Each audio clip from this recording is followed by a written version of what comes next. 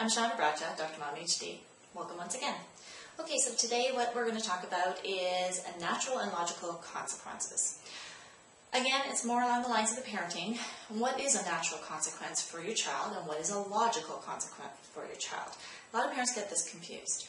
So a natural consequence would be something where you can allow your child to do the actions that you know are going to cause a reaction, and basically they will learn from the behaviors because of the natural mistake that will happen or the natural reaction that will happen, such as your child is going to touch a hose, the hose is on, and the child is going to get squirted. Instead of you saying, no, don't touch that hose, you're going to get wet, a natural consequence of that would be that the child gets wet.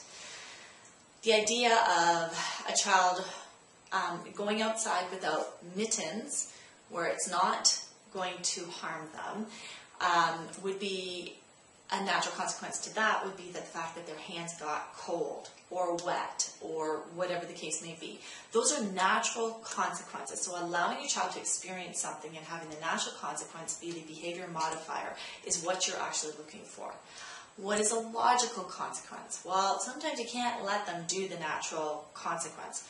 The logical consequence in a situation where their safety is in jeopardy and you have to actually intervene as a parent, such as the child wants to ride a bike and you say you may not without the helmet, and you say you may not ride that bike without a helmet protects you, and that is the rules in this house. So, and that's the rules of the law as well. So the child says, I am not going to wear that helmet, and your logical consequence for this reaction or action that he is stating or she is stating is you take the bike away until they wear the helmet. That's a logical consequence. So you can see the difference between the two. Natural and logical consequences work with older children. So we're talking more along the lines of school-age children, because then they start understanding that their actions actually have reactions, and because of that, it actually is going to work for modifying their behavior. It also gives parents the hands-off with the control. You end up with the power struggle, and what you want to do as a parent is try to avoid that power struggle, because if you're constantly in a power struggle with your child, it's frustrating. You're feeling like you're always nagging on them. You're feeling like they're just not going to listen to you, and it's just not something that you really want to do. So having the natural and the logical consequences for school-age children tends to work a lot better.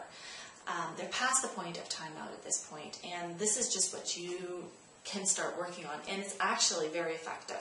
So those are some ideas for natural and logical consequences. And remember, when it's logical, it's because there's safety involved, that you actually have to intervene as a parent, and you pull that card. And there's no choice about it. They can kick, scream, yell, do whatever. That bike, they're not getting back until they put their helmet on. So those are some suggestions for you for parenting, and hopefully it will work for you. I enjoy helping my patients out with the parenting skills because it is something that I absolutely love. Hope you're enjoying this too. If you like me on Facebook, follow me on Twitter, send me an email, just let me know what you're thinking. Appreciate it. I'm Shauna Bradshaw, Dr. Mom HD, and looking forward to chatting with you again. Take care.